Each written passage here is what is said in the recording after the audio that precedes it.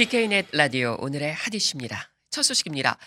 조 바이든 대통령이 취임 후 첫 국정 연설을 했죠.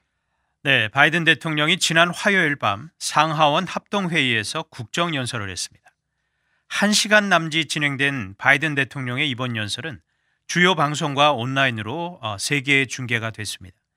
카말라 해리스 부통령 그리고 낸시 펠로시 하원의장이 나란히 연단 뒤에서 바이든 대통령의 연설을 들었고 연방 상하원 의원들과 연방 대법관들, 주요 강요 그리고 일부 외부 인사도 현장에 초청이 되어서 바이든 대통령의 첫 국정 연설을 지켜봤습니다. 네, 이 대통령의 첫 국정 연설에서 바이든 대통령이 지난 1년을 어떻게 평가했고 또 앞으로의 국정 방향은 어떻게 제시를 했습니까? 바이든 대통령은 현재 가장 이목이 쏠리는 국제 현안이죠. 러시아의 우크라이나 침공 사태를 비롯해 국내 현안으로는 인플레이션 해결과 미국 경쟁력 강화, 코로나 바이러스 대유행 대응 방안 등을 제시를 했습니다. 네. 바이든 대통령은 연설 말미에 우리는 1년 전보다 강해졌으며 1년 후에는 더 강할 것이다 라면서 지금은 위기를 직면하고 극복할 때로 우리는 하나의 국민이고 하나의 미국임을 강조를 했습니다. 예. 이 바이든 대통령의 연설 내용을 좀 더 자세히 들여다보죠. 아무래도 첫 국정 연설에서의 첫 화두 우크라이나 사태였을 것 같은데요. 그렇습니다. 바이든 대통령은 1시간가량 진행된 국정 연설의 첫 부분을 우크라이나 사태에 할애해 러시아의 우크라이나 침공을 한 20여 분 동안 규탄을 했습니다. 네. 바이든 대통령은 연설 내내 프레지던 대통령이라는 호칭 없이 푸틴이라고 불렀습니다. 바이든 대통령은 푸틴은 자유세계의 근간을 흔들고 자신의 위협적 방식으로 굴복시킬 수 있다고 생각했지만 그는 심각한 오산을 했다라고 지적했습니다. 바이든 대통령은 또 푸틴이 탱크로 키예프를 포위할지는 모르지만 결국 우크라이나 국민의 마음과 영혼을 얻지는 못할 것이다라고 주장을 했습니다. 네, 바이든 대통령이 이날 미군 파병 문제에 대한 언급도 했나요? 네, 바이든 대통령은 미군이 우크라이나에 들어가 러시아군과 직접 싸우는 일은 없을 것이다 분명히 말했습니다. 하지만 푸틴이 계속 서쪽으로 이동을 결심한다면 미국과 동맹은 집단적인 전력을 총동원해서 나토 동맹국의 영토를 수호할 것이다라고 강조했습니다. 네. 한편 이날 국회의사당에 모인 상하원 의원들은 대부분 가슴에 우크라이나 국기 마크를 달았고 우크라이나에 대한 강한 연대를 표했습니다. 예. 자, 바이든 대통령이 국정 연설에서 국내 문제로는 가장 먼저 화두에 올린 게 뭐였죠? 바이든 대통령은 미국이 코로나 바이러스 사태로 인한 경제적 불황을 회복하고 있다라고 강조를 했습니다. 팬데믹 사태 와중에 상당수 미국 가정이 경제적인 어려움을 겪었지만 새 정부 출범 이후 단행했던 여러 가지 부양책으로 가계에 도움을 주고 국가 경제에도 긍정적인 효과를 줬다라고 밝혔습니다. 네. 특히 지난 1년 동안 650만 개의 일자리를 창출했다라면서 미국 역사상 한 해 통계로는 가장 높은 수치다라고 말했습니다. 또한 지난해 미국의 경제 성장률은 5.7%를 기록했는데 이것은 40년 만에 최대 성장을 기록한 것이다라고도 자평했습니다. 미국의 경제가 다시 성장 궤도에 오른 것으로 평가하고 있는 겁니까?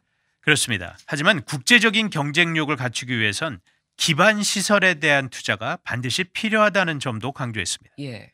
미국의 도로와 교량, 공항 등은 한때 세계 최고 수준이었지만 지금은 세계 13위 수준이라면서 만약 이를 손보지 않으면 21세기의 일자리를 두고 세계와 경쟁할 수 없다라고 밝혔습니다.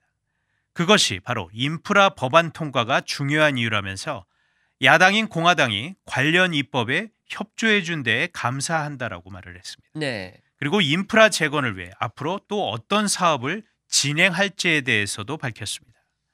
바이든 대통령은 구체적으로 50만 개의 전기 자동차 충전 시설을 미 전역에 설치를 하고 모든 미국인들을 위한 저렴한 초고속 인터넷망을 구축할 것이다라고 밝혔습니다.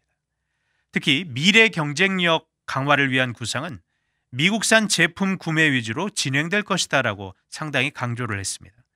해외 공급망에 의존하는 대신 미국에서 만들자라면서 경제학자들은 이를 경제를 위해 생산 능력을 향상하는 것이다라고 부르는데 자신은 이를 이 빌딩 어 베러 아메리카 더 나은 미국 건설이다라고 자기는 부른다 이렇게 또 말을 했습니다. 예. 현재 미국이 떠안고 있는 가장 큰 문제라고 하면 기록적인 물가 인상일 텐데요. 네. 이 인플레이션에 대해서는 어떤 이야기가 나왔습니까? 네, 바이든 대통령은 인플레이션을 잡기 위해 임금을 내리는 대신 비용을 낮추겠다라고 밝혔습니다. 첫 번째는 처방 약값을 낮추는 것인데 그 예로 인슐린을 들었습니다. 미국인 10명 중 1명가 당뇨병을 앓고 있는 상황에서 인슐린의 가격을 한 달에 $35 정도로 제한을 해서 모든 국민들이 감당할 수 있도록 하겠다라고 밝혔습니다. 네.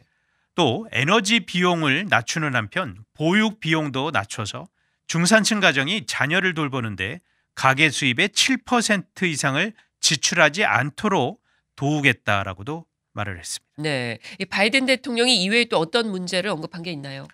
세금 제도와 관련해서 세금 공제가 공정하지 않다는 점 누구나 동의한다라면서 기업들과 부유한 미국인들이 정당한 세금을 물도록 하겠다라고 밝혔습니다. 그러면서 최소 15%의 법인 세율을 제한을 했습니다. 예. 또한 최저시급 $15로 올리고 그리고 부양자녀 세금 혜택을 늘림으로써 이 빈곤층을 줄이는데 더욱 집중하겠다라는 계획도 표시를 했습니다. 바이든 대통령은 또한 총기 범죄가 증가하는 문제를 해결하기 위해서 공격용 무기와 일렬번호 추적이 안 되는 이 이른바 유령총 근절에 나서겠다라고 밝혔습니다. 네. 그러면서 경찰 예산을 더 확대를 해서 안전 감시를 강화하겠다는 계획도 밝혔습니다. 네. 자, 이렇게 경제와 더불어서 또 가장 미국인들이 염려하는 사안이 바로 팬데믹이잖아요. 네. 이에 대한 바이든 대통령의 계획도 좀 들어보죠. 네, 바이든 대통령은 일부가 코로나와 함께 살아가는 위드 코로나를 이야기를 하고 있지만 이를 그저 받아들이기만 하지는 않을 것이다라면서 우리는 계속 바이러스와 싸울 것이고 계속 경계할 것이다라고 했습니다. 바이든 대통령은 이미 코로나 치료제도 준비되어 있다면서 이달 안에 파이자의 코로나 치료 알약 100만 정을 확보하게 될 것이라면서 5세 미만 아이들도 곧 코로나 백신을 맞게 될 것이다라고 말을 했습니다. 네. 자, 바이든 대통령의 국정연설 내용 살펴봤습니다. 혹시 그 외에 국정연설에서 눈길을 끌었던 것들이 있나요?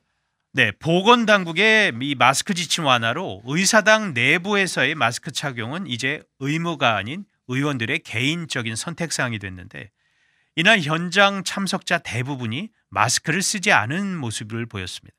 그리고 상당수 의원들과 초대 손님들이 앞서 언급했던 이 우크라이나를 향한 이 지지를 보여주기 위해서 우크라이나 국기색인 파란색과 이 노란색이 들어간 옷들을 많이 입었고 또 액세서리들도 착용을 하면서 상당히 우크라이나 모습에 지지하는 모습을 또 보여서 눈길을 끌었습니다. 네, 잘 들었습니다.